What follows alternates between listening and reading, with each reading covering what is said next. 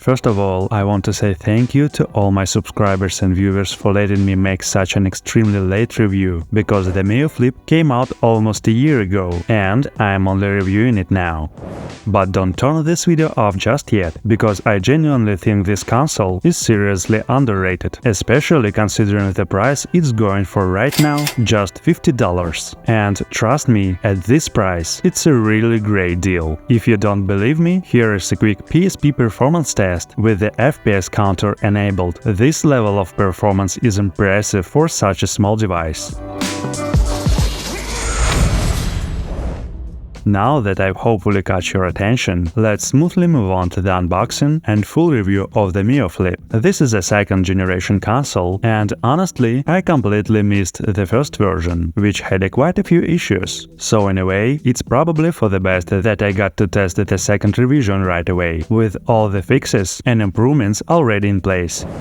The console comes in this box, and inside you'll find the console itself stored in a branded fabric case. I really like Miyoo's cases, they're well made, and I love these small, nice zipper details. Inside the case you'll find the manual, a white USB Type-A to USB Type-C charging cable, a screen protector, a microSD card reader, and the console itself. My unit is white. The body is fully plastic with a slightly matte finish. It feels quite nice to the touch, but for some reason the console feels a bit cheap and toy-like. I'll be honest, at first I did not like that, but after spending some time with the console and getting used to it, my opinion and even my tactile perception changed. I realized why it feels toy-like. In renders and promo materials, the console looks like a solid, seamless, monolithic body. In reality, there are seams, you can see them and feel them. That's why it initially reminds me of something like the R36S. But once you experience its performance and overall potential, that perception quickly changes. By the way, you can buy this console on mpone.com. It's available in 4 colors: black, white, yellow and gray. And to make the deal even better, I recommend using the promo code Blogoodf to get an extra 10% off. You'll find all the links and details in the description box. The console is powered by the RK3566 processor and comes with 1GB of RAM. For storage, it uses microSD cards, and there are 2 slots available. Right out of the box, you get a solid 64GB SD card with pre-installed firmware and a game collection. It also has built-in Bluetooth and Wi-Fi. You can connect a controller if you want, and the console itself can be connected to a monitor or TV using the mini HDMI port. Some people actually do that. Apparently, who am I to judge? The console features a familiar 3.5-inch IPS display with a resolution of 640 by 480 pixels. The battery capacity is 3000 mAh, which is perfectly fine for a console of this size, and it weighs just 167 grams, making it a truly pocketable device. It's almost half the size of my iPhone. The screen has 3 different hinge positions, and each one locks in place with a click. This is an ideal console for playing while lying on the couch or in bed. In this form factor, the console feels comfortable to hold and my hands don't get tired during gameplay. The buttons feel great and have a light micro-click. It's a very different experience compared to most other consoles. I really like both the feel and the color of the buttons. The D-pad also has a micro-click and responds very well to diagonal inputs. It's an excellent D-pad, and I genuinely like it.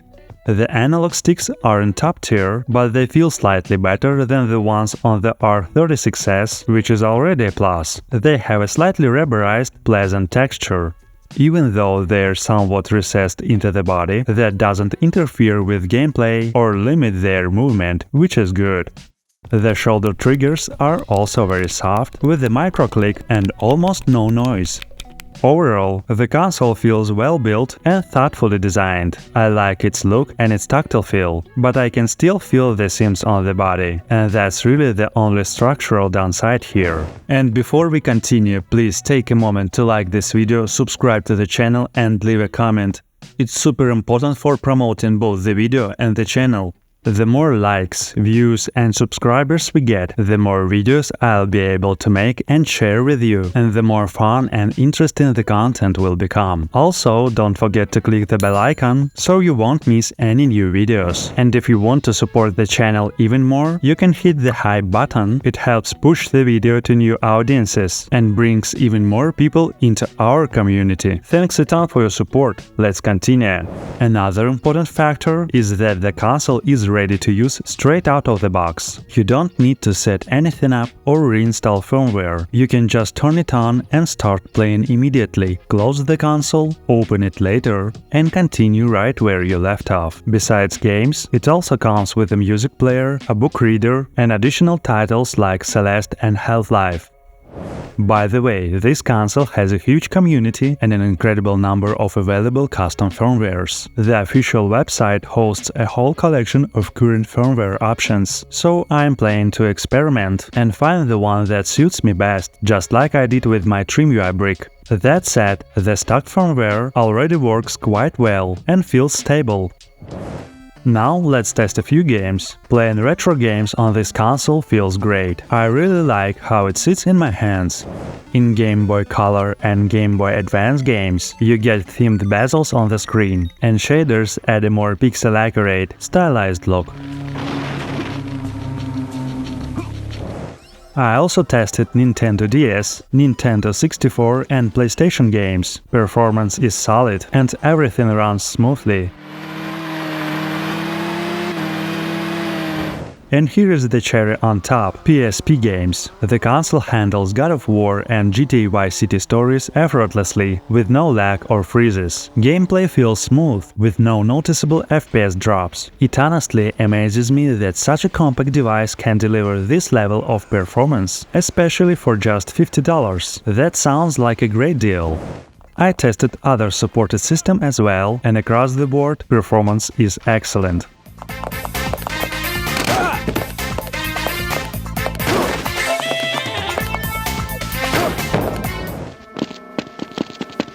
Hey, Mr. Freeman.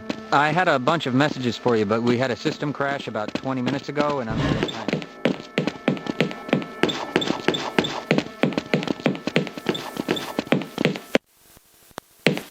Hello there. Greetings.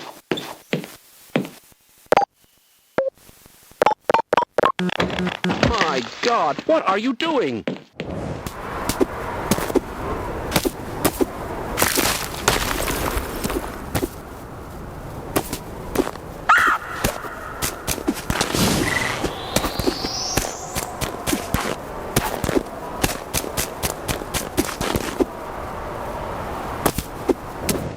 To wrap things up, the Miyoo Flip has finally, after a year, reached a fair and affordable price point, and at this point, it has very few downsides. For $50, you get a compact console with good build quality, a nice design, a durable fabric case, a screen protector, and a device that's fully ready to use right out of the box. But the biggest advantage here is performance. The only real downside is the construction detail that makes the console feel a bit cheap and toy-like at first, but you get used to it very quickly. After 2 weeks with this console, that issue became so minor that I barely notice it anymore. If you're looking for a compact yet powerful retro gaming console, I can confidently recommend the Miyoo Flip. This console genuinely impressed me with its performance and its form factor. And keep in mind, with the current discount season, now is probably the best time to buy it. I hope you enjoyed this video. Please like and subscribe to the channel. I wish you pleasant nostalgia and successful completion of your favorite games.